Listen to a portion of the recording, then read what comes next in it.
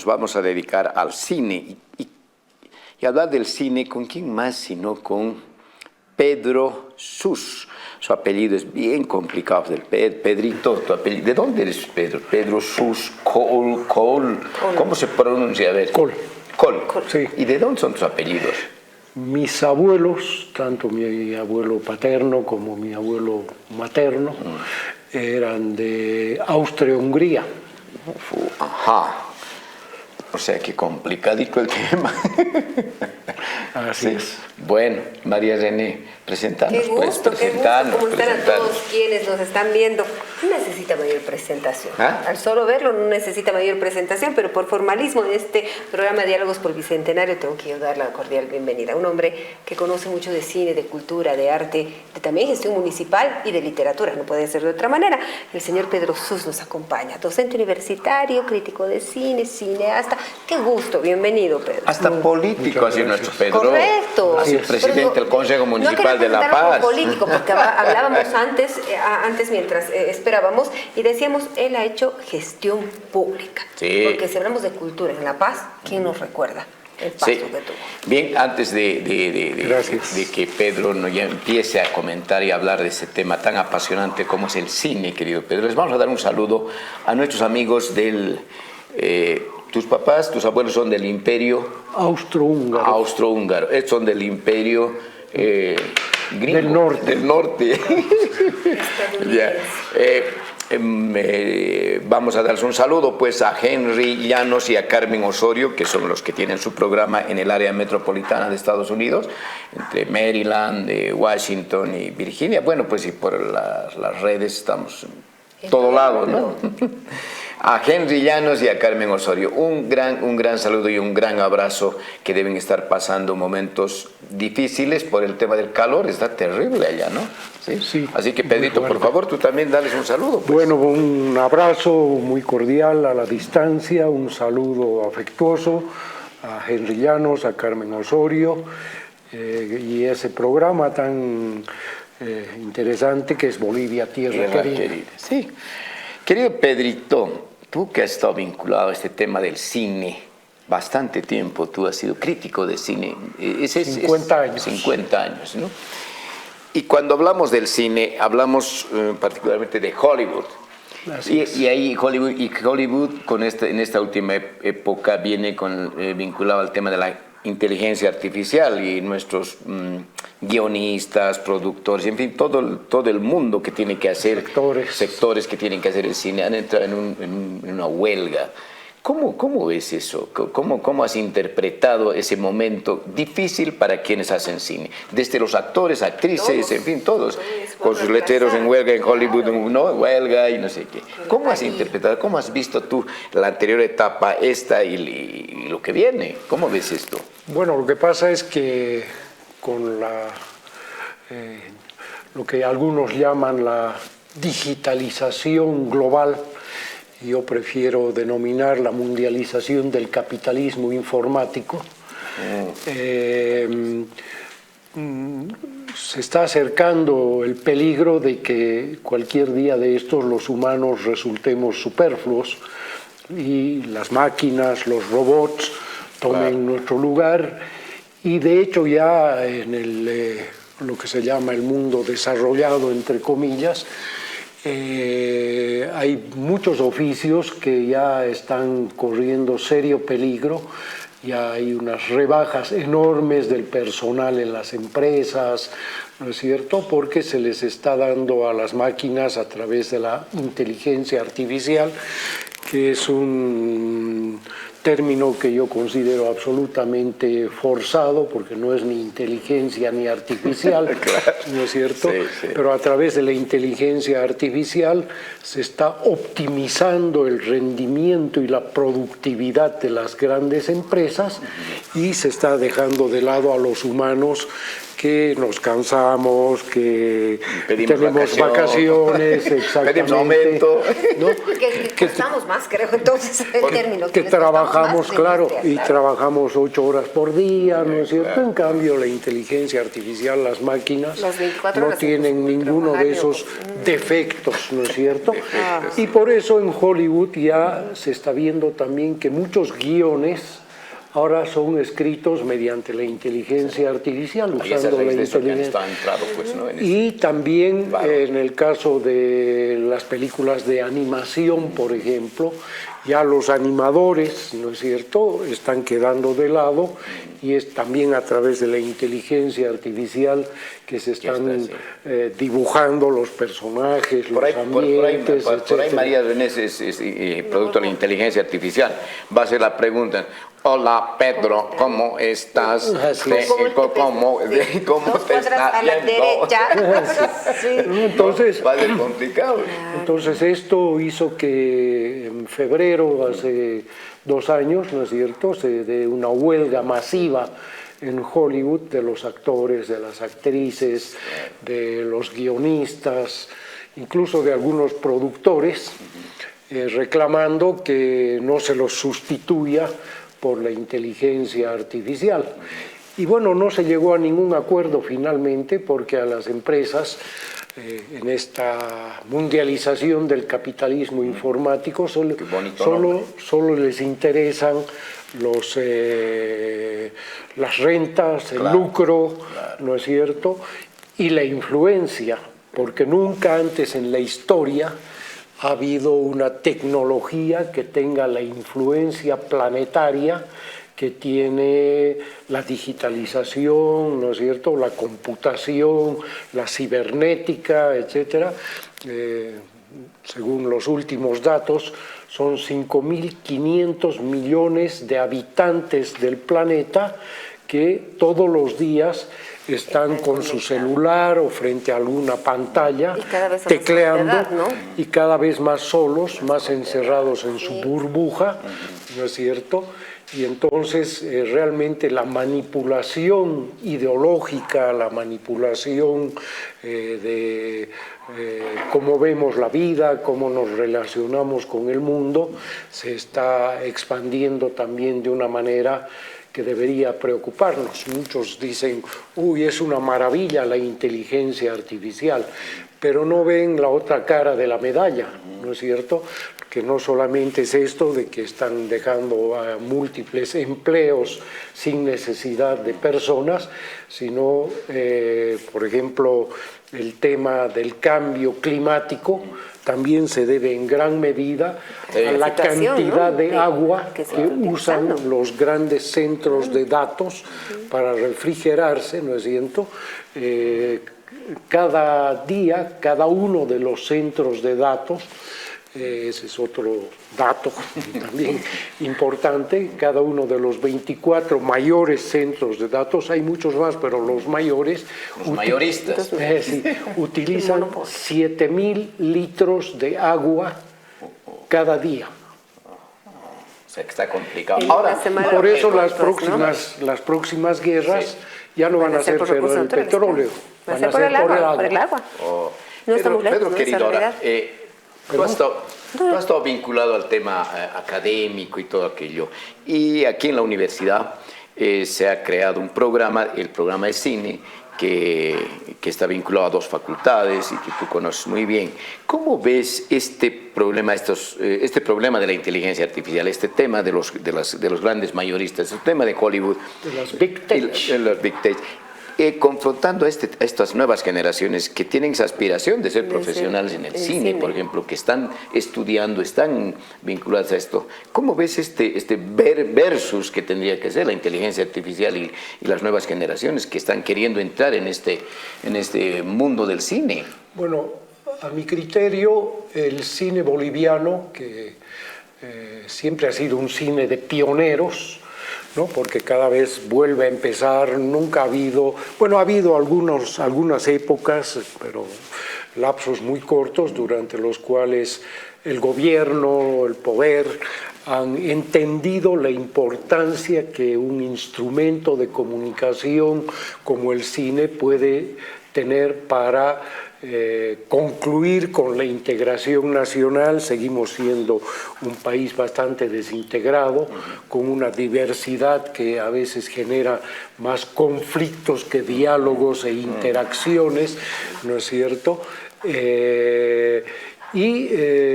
Han dejado de lado siempre la cultura, las políticas de apoyo, de fomento a la cultura, a la difusión de la cultura, a la creación cultural, y por eso nunca hemos tenido verdaderamente una industria cinematográfica, ni siquiera mínima, y cada vez los directores, los productores tienen que rebuscárselas para conseguir los fondos necesarios para rodar una película. Es difícil, ¿no? Y bueno, en promedio el costo de un largometraje en Bolivia, en promedio ha sido aproximadamente unos $160.000. Para Hollywood, ¿no es cierto?, $160.000 es lo que usan en los viáticos, ¿no es cierto?, para quienes dan la comida. Entonces, a partir de este tema que hablaba de las nuevas generaciones, de este programa de cine, déjame terminar la idea, por favor, ¿no? Entonces, vamos a hablar, supongo, de ello.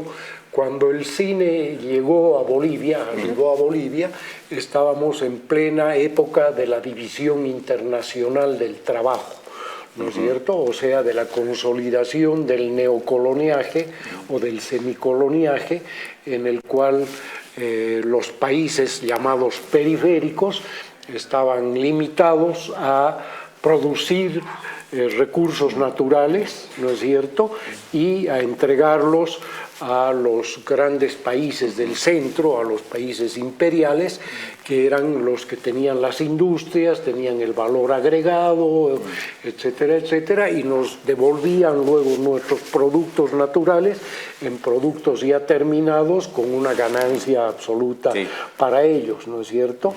Estamos en un nuevo extractivismo el día de hoy, en el cual todos nosotros nos hemos convertido en empleados. Algunos dicen, hablan de un nuevo feudalismo, no creo que el término sea muy adecuado, pero todos nosotros trabajamos, aunque no lo sabemos y nadie nos pregunta si estamos de acuerdo, para las Big Tech, para la inteligencia artificial, que usa nuestros datos cada vez que hacemos una llamada, que utilizamos el Internet para cualquier cosa.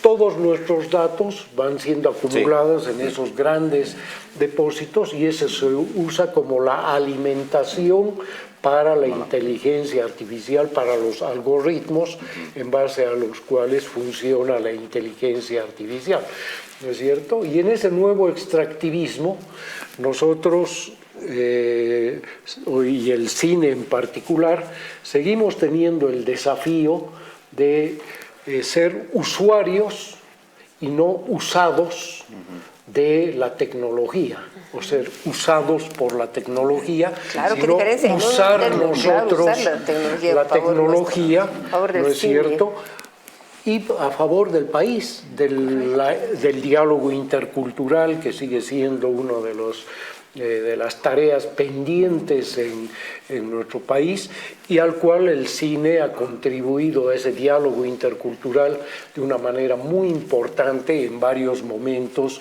de nuestra historia contemporánea. Definitivamente. ¿No? Entonces, lo que te preguntaba y lo que te consultaba, esto de la formación de nuevas generaciones que se vinculen al cine, ¿tú crees que están a tiempo? ¿Va a haber problemas? Es decir, el mercado laboral, por ejemplo, ya que en los tiempos pasados hubo fondos, el CONACINE, en fin, ¿no?, diferentes fondos que han creado para intervenciones urbanas. Claro, pero que por el presupuesto que nos dice Pedro era pues muy corto, ¿no?, en ese entonces. Faltan políticas públicas de atención. Faltan políticas públicas y tener una mínima... Pero ahora, en este tema académico, ¿cómo crees? Porque hay muchos chicos que están entrando a estudiar. Sí. O sea, y además talentos. Claro, otro día talentos nuevos, pero ¿cómo ves con este versus inteligencia artificial? No, bueno, lo que ocurre con las nuevas generaciones en general, y no están exentos de ello quienes estudian cine, es que desconocen nuestra historia. Y ningún país puede concebirse a sí mismo sin saber de dónde viene, dónde está y hacia dónde quiere ir, ¿no es cierto? Entonces, en el caso específico, muchos de quienes empiezan a estudiar cine, y lo he comprobado en varias charlas, en varios debates, en varios diálogos con los alumnos, con los estudiantes de la carrera de comunicación y de la materia de cine, desconocen la historia de nuestro cine, ¿no es cierto? Y nuestro cine, supongo que de ello vamos a hablar también, ha tenido momentos en el cual ha sido un gran contribuyente a ese conocimiento de nuestra historia, de nuestra diversidad. No se trata de inventar cada vez el cine, sino justamente de seguir retomando la senda que abrieron en su momento Ruiz, Sanginés, Seguino, en fin, ¿no es cierto? Si un estudiante le dice a Pedro Sus, un bachiller, quiero estudiar cine, don Pedro, ¿cuál es mi mercado laboral? ¿Cree que me va a ir bien? ¿Qué le dices? Que va a ser muy difícil y que va a ser otra vez un cine de pioneros en el cual va a ser muy... ¿Le aconsejarías estudiar cine a un bachiller? Si tiene el talento, el conocimiento... Digamos que tiene talento, conocimiento y todo lo que puede.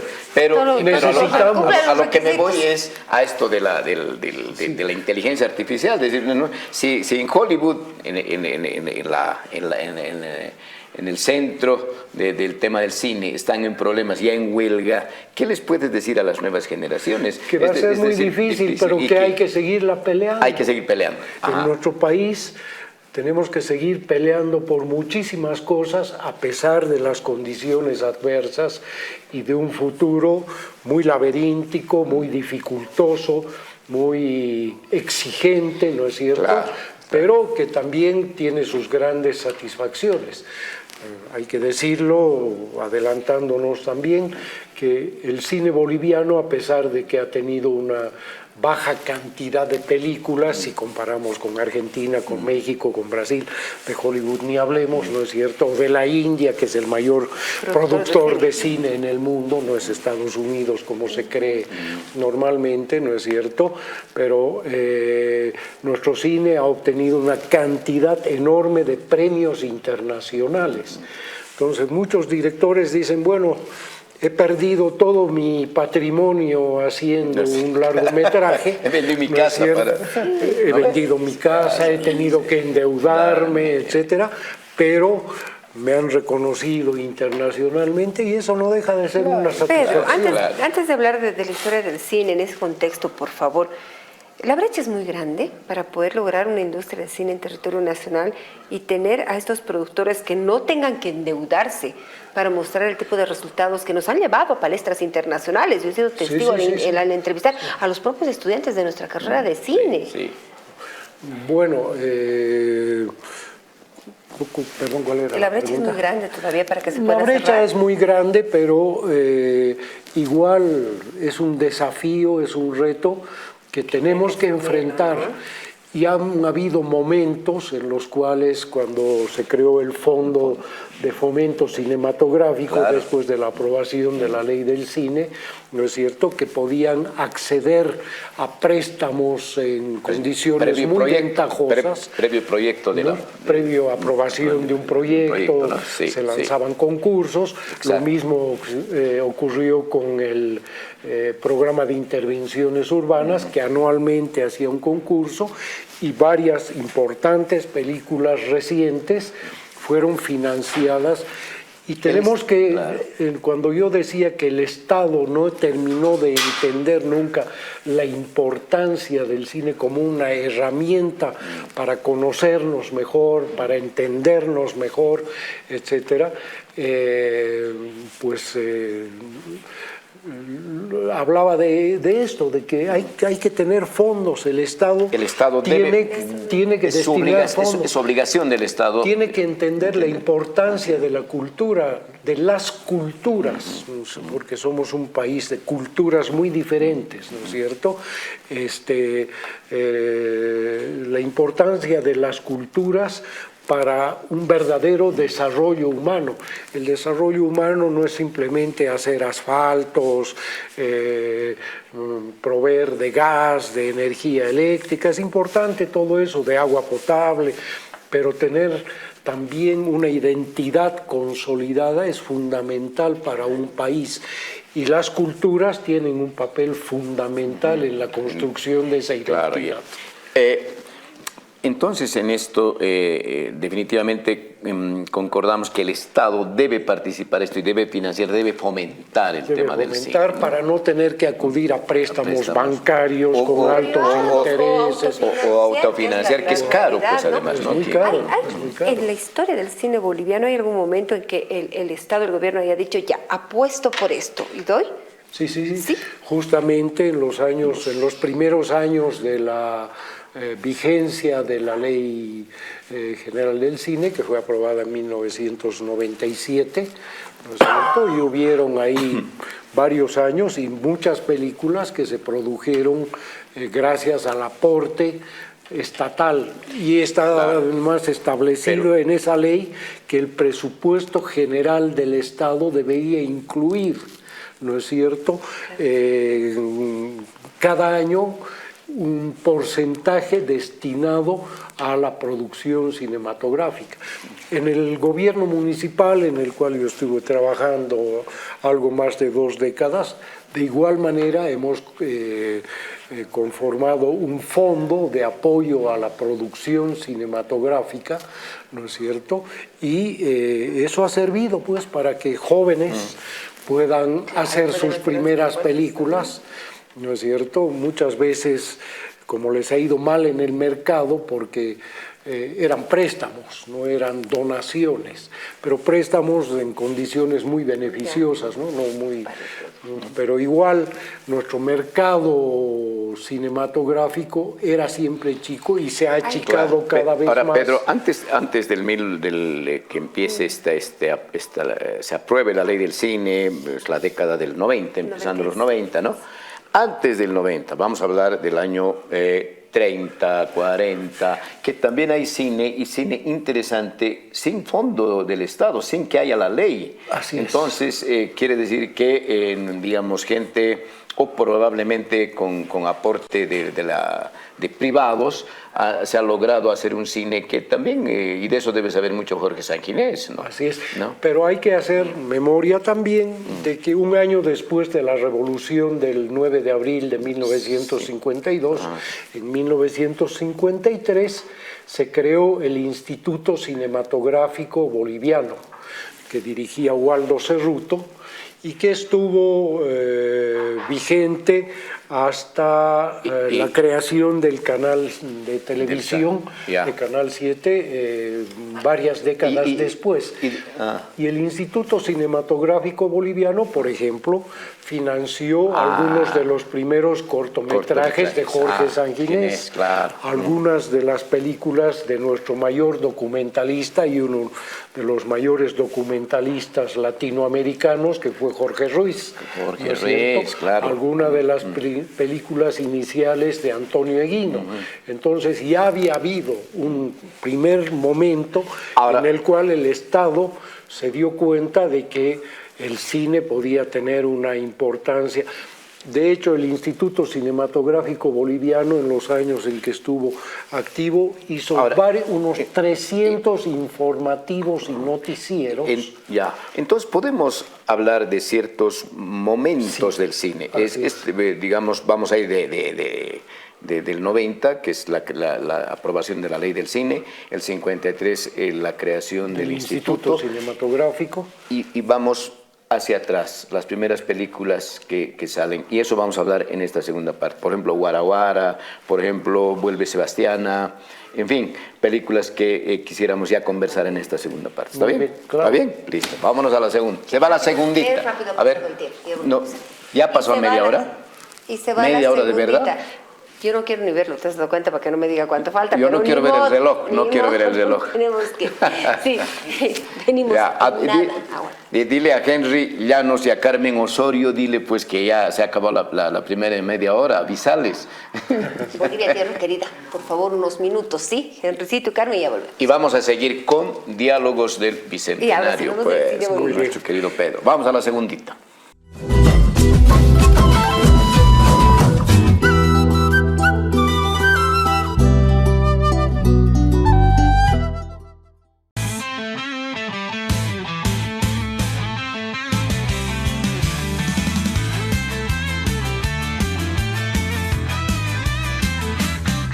TVU, conéctate ya, historias que inspiran, noticias que van. TVU, la voz de la gente, cultura, tendencias, lo ves en las redes. TVU.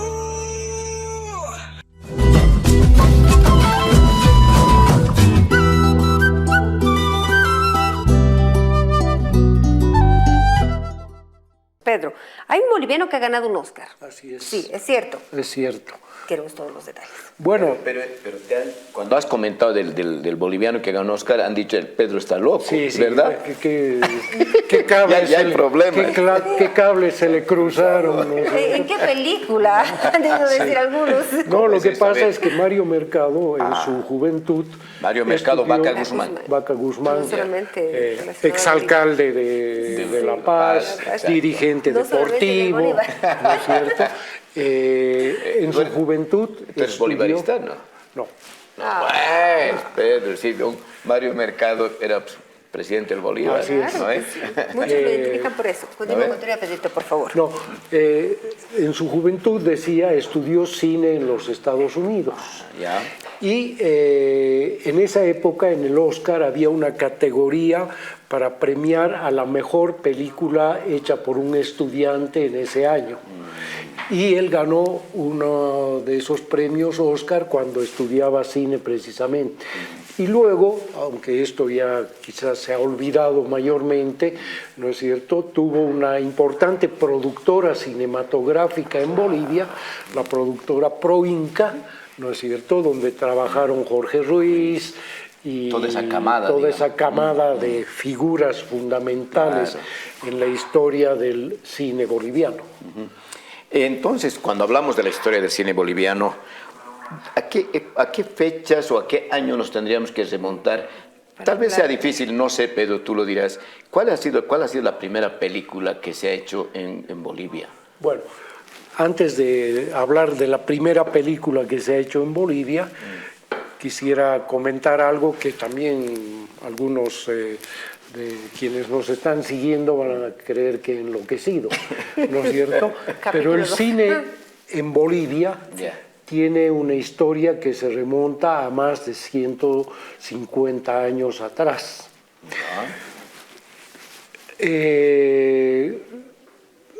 Hay que recordar que esta es una obviedad en este programa, justamente este programa se está haciendo por ello, que hace 200 años, o sea, en 1825, se creó Bolivia. Así es. Todavía faltaban 70 años para que nazca el cine en el mundo.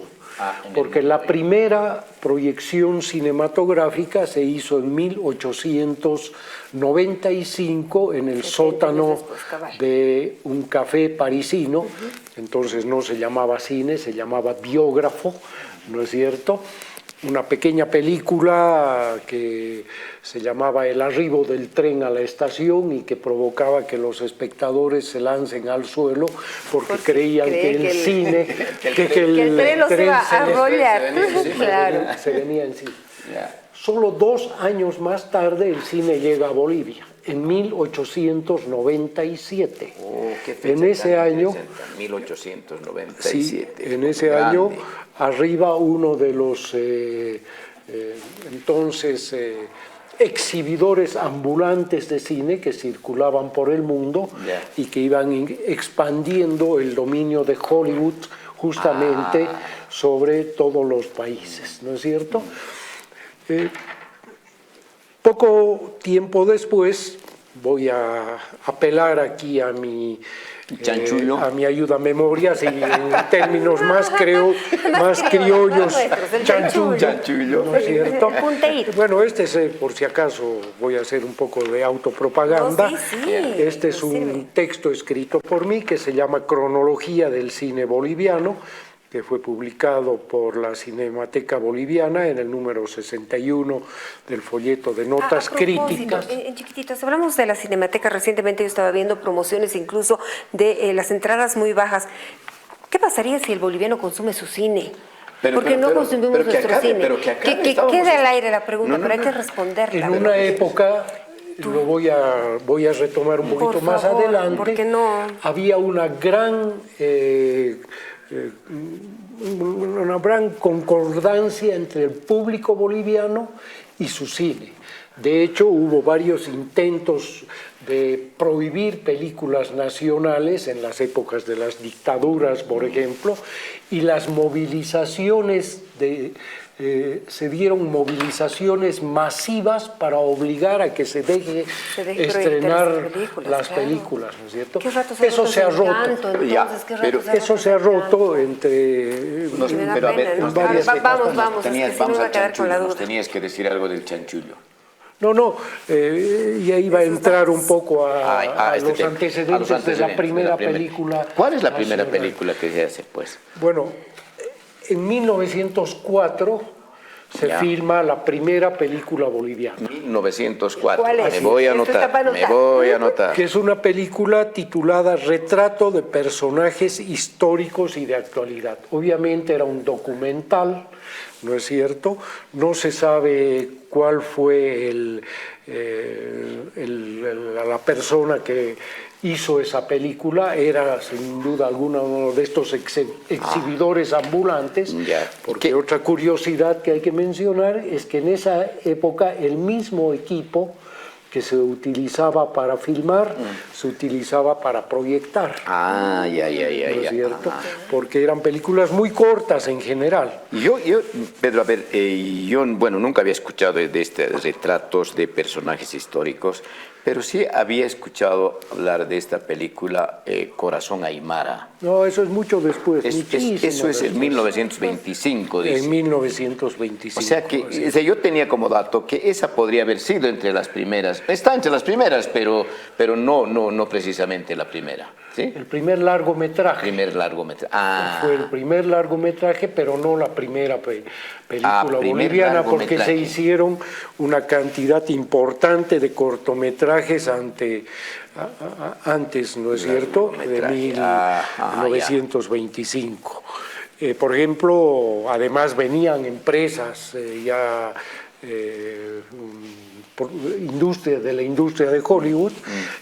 Por ejemplo, en 1921 Paramount, ¿no es cierto?, una de estas empresas filmó una película en Bolivia, un documental que se llamaba La Paz, Bolivia, y según la prensa de esa época se mostraba a nuestra ciudad como la urbe de los montes, ¿no es cierto?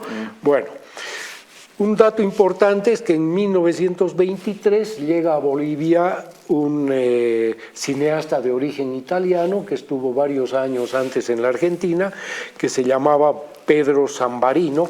él es el que hace la película Corazón Aymara. Exactamente, ¿no? exactamente. Pedro Zambarino. ¿No? Sí, sí. Que crea la primera empresa cinematográfica en Bolivia, que se llamaba Bolivia Films, ¿no es cierto? Y en 1924 Zambarino rueda Por mi patria, que es un largo documental ya, ¿no es cierto?, que son en realidad varios cortometrajes ensamblados y que se hicieron justamente preparando los festejos del primer centenario de Bolivia, ¿no es cierto? Pero en 1925 se estrena Corazón Aymara, el primer largometraje boliviano, hecho por Pedro Zambarino, adaptando una obra teatral de Ángel Salas que se llamaba La Huerta, ¿no es cierto? Y ya con esa primera película, el cine boliviano empieza a acercarse a nuestra diversidad cultural. San Marino podría ser uno de los pioneros, entonces. Sin duda alguna. Es uno de los pioneros, aunque no era boliviano, ¿no es cierto? Pero es uno de los pioneros del cine boliviano. Bueno, es una película ambientada en el agro boliviano, ¿no es cierto? Es una historia sentimental, etcétera, etcétera. Y hay que decir también que, igual que en todo el mundo, nosotros hemos tenido dos momentos claramente diferenciados en la historia del cine. Lo que se llamaba antes el cine mudo y el cine sonoro, ¿no es cierto? El cine en realidad nunca fue mudo. El término más adecuado es cine silente. Cine porque silente, no tenía Chaplin incorporado a la propia película la banda sonora. Pero siempre hubo algún tipo de acompañamiento sonoro a las proyecciones cinematográficas. Pianistas, organistas. En el caso de Chaplin. Corazón Aymara. Perdón. En el caso de Corazón Aymara, ¿no es cierto? Se usaban varias composiciones del maestro Adrián Patiño para acompañar la exhibición de la película. Y lo que decía con este tema de Chaplin mudo. es del cine mudo y que está mal dicho entonces. Es silente, porque Silente. siempre hubo un acompañamiento. Claro. En Occidente mayormente era de los acompañamientos musicales. Claro, no era ¿no es cierto? mudo, solamente Pero que no en el tenía palabra. En el caso de Japón, de otros países, habían lo que se llamaban los explicadores, que le iban contando al espectador lo que estaba viendo en la pantalla para que no se pierda en el argumento, ¿no es cierto?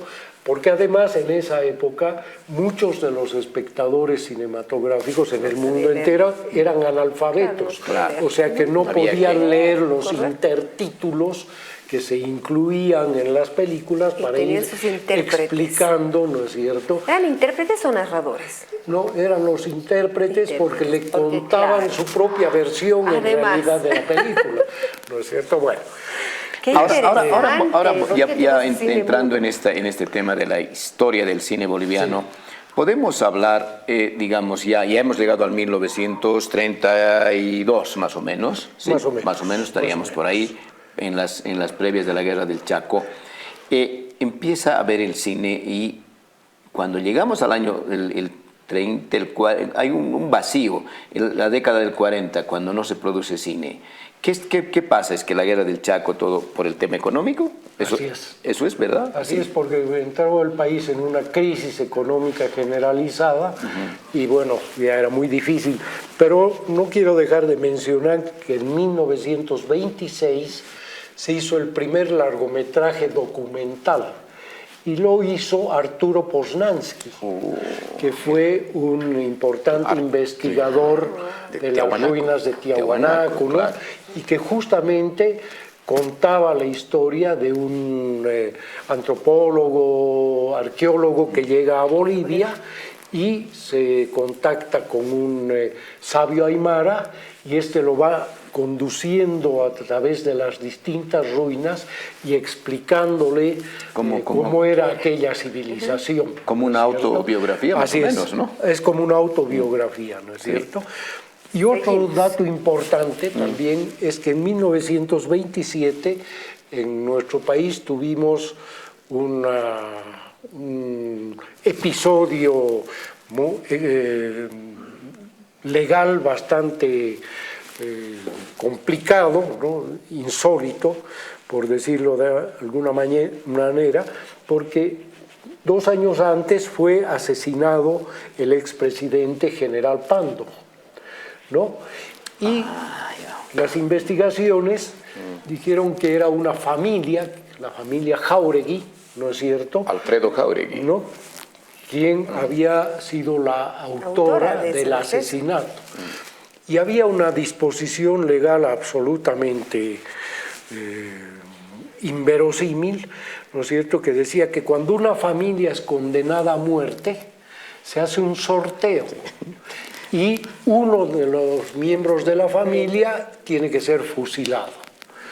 Por esas cosas del destino, En el sorteo, quien salió sorteado para ser fusilado fue el hermano menor de los hermanos Jáuregui, que era un niño en realidad cuando ocurrió el asesinato, ¿no?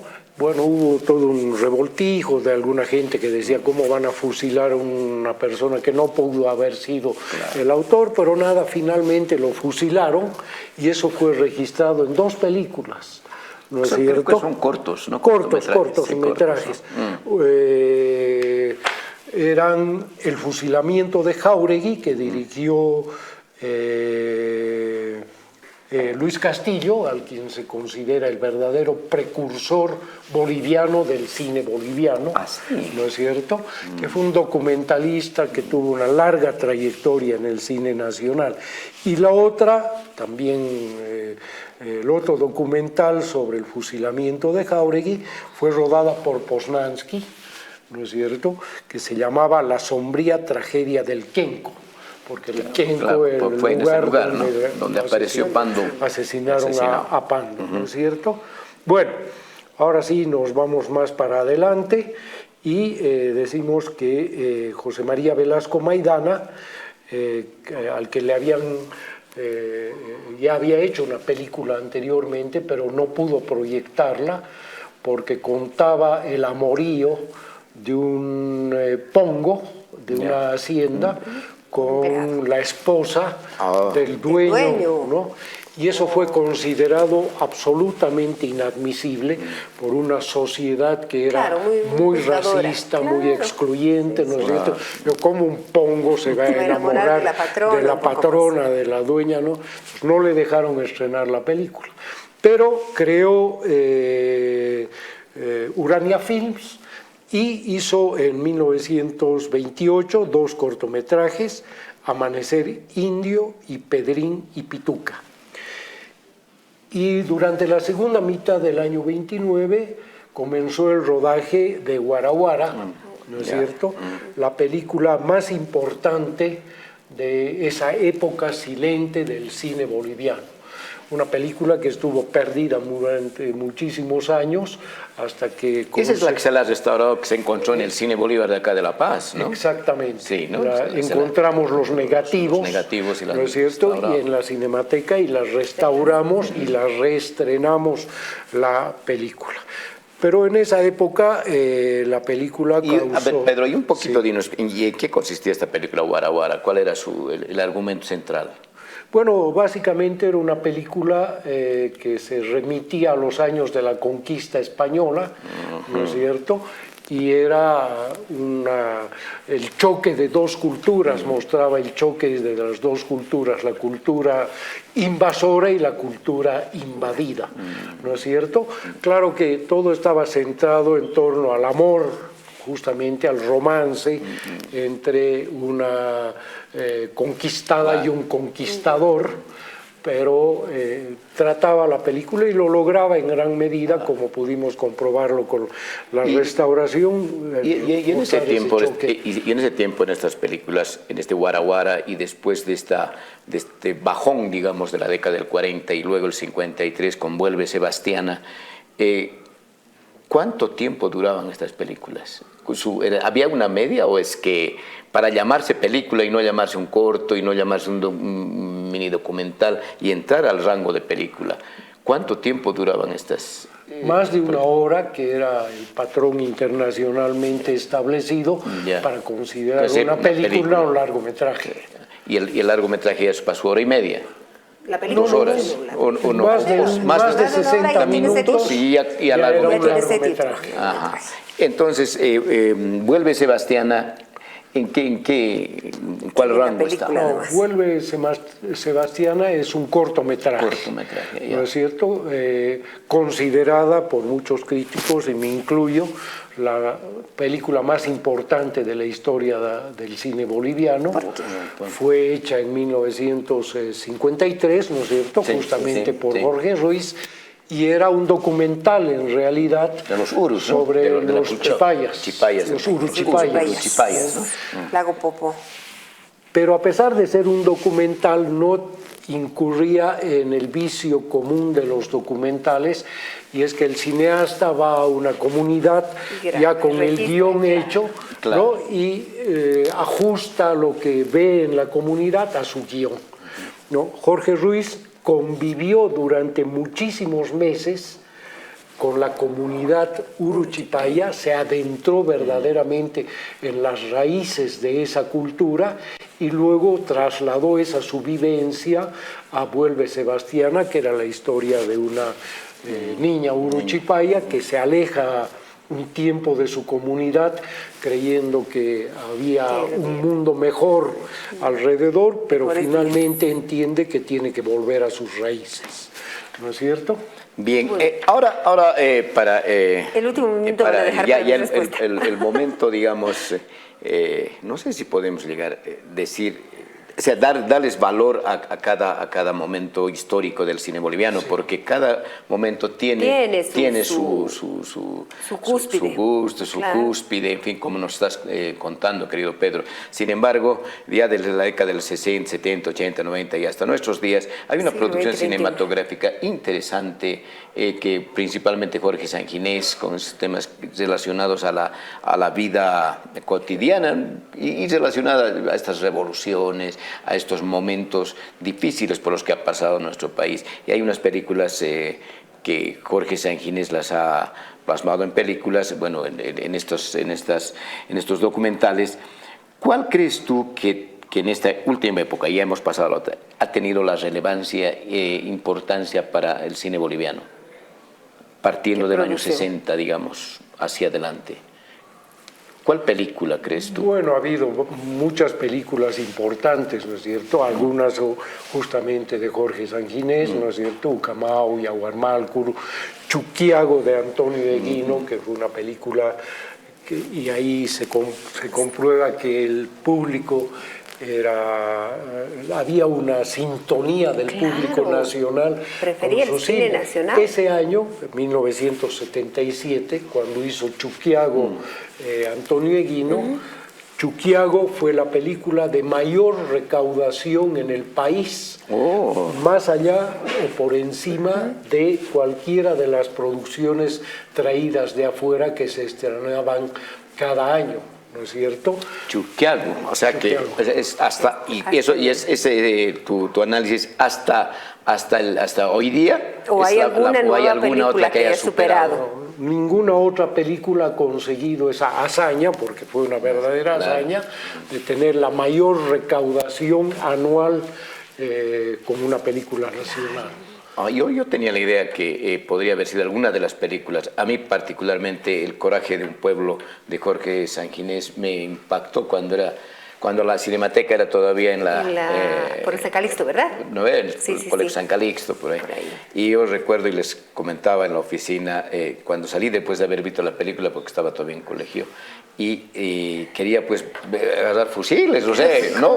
uno sale más que quiere al Che Guevara, no sé, pues uno se vuelve, te cambia el cine realmente cuando uno es niño. Cuando, sí, influye muchísimo. Influye muchísimo en el Es que así como los primeros espectadores creían que el tren se les venía encima, ¿no es cierto?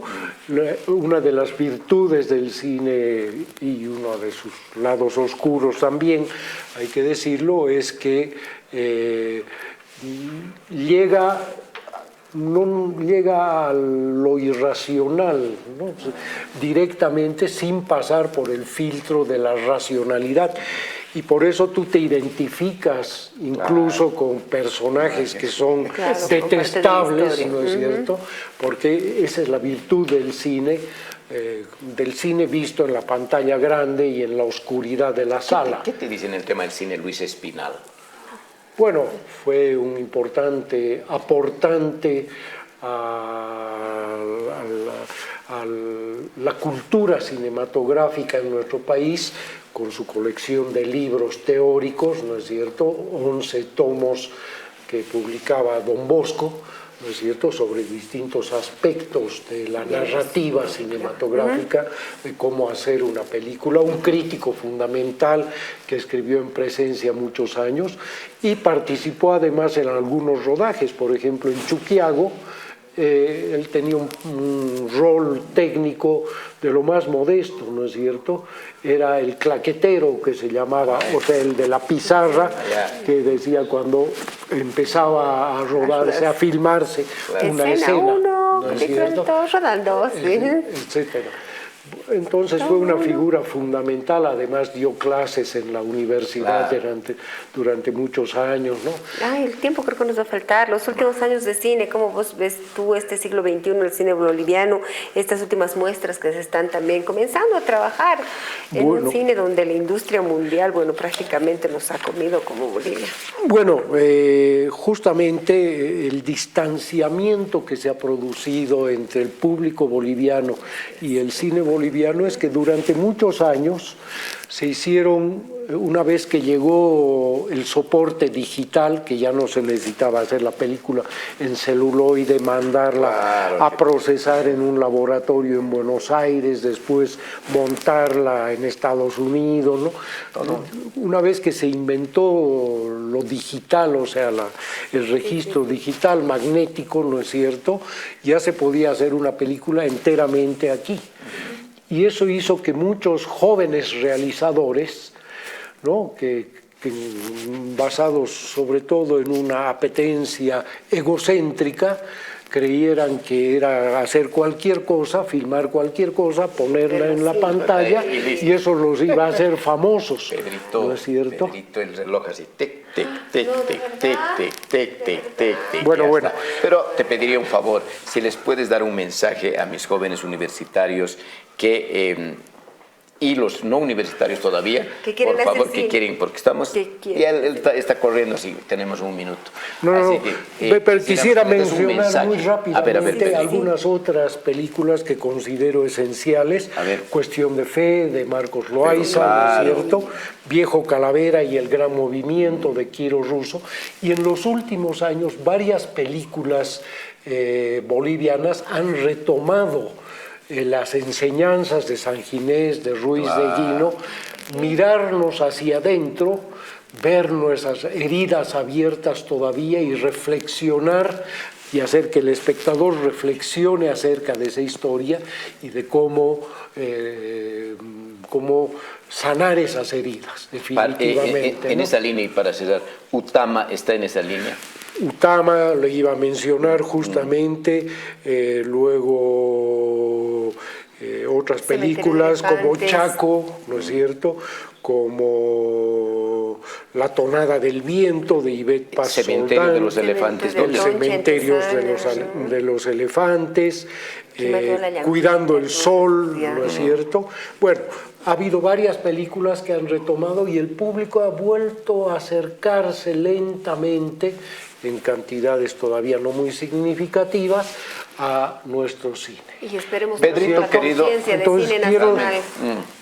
Quiero decirles a los estudiantes universitarios que están en esta materia, ¿no es cierto?, que vean el cine nacional, que vean esas películas que hemos mencionado, que reflexionen, que piensen por qué estas películas le gustaban a nuestro público.